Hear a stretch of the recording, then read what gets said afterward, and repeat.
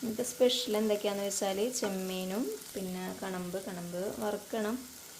ഇതെടുത്ത് മാറ്റിയിട്ട് വേണം വറുക്കാൻ. പിന്നെ അമ്മ ഉണ്ടാക്കിയ വൻപയർ തോരൻ, നല്ല രസമുണ്ട് കേട്ടോ. വൻപയർ തോരൻ നല്ല രസമാണ്. എന്തായാലും അതൊരു സ്പെഷ്യൽ തന്നെയാണ്. ഇവിടെ വരുമ്പോഴാണ് എനിക്കത് കൂടുതലും ഇഷ്ടം, അമ്മ ഉണ്ടാക്കുന്നത്. പിന്നെ ഉള്ളത് സാമ്പാറാണ്. നമ്മൾക്ക് ഒഴിച്ചു കൂട്ടാൻ വേണ്ടേ, അതും അമ്മ ഉണ്ടാക്കിയ സാമ്പാർ തന്നെയാണ്. മോന് ഭയങ്കര ഇഷ്ടമാണ്. ഇത് രാവിലെ ഉണ്ടാക്കി വെച്ചതാണ്. ഇളക്കി കൊടുക്കട്ടെ. അടിപൊളി സാമ്പാറാണ് എന്ന് പറഞ്ഞാൽ അങ്ങനെ വറുത്തൊക്കെ അരച്ച അങ്ങനെയുള്ള ഇൻഗ്രീഡിയൻസ് ഒന്നുമില്ല, പൊടിയൊക്കെ ഇട്ട് വെച്ചേക്കണതാണ്. ചെറിയുള്ളിയും എന്താ പറയുക പരിപ്പ് പിന്നെ മറ്റുള്ള കഷ്ണങ്ങളെല്ലാം കൂടി ഇട്ട് നല്ലൊരു സാമ്പാർ.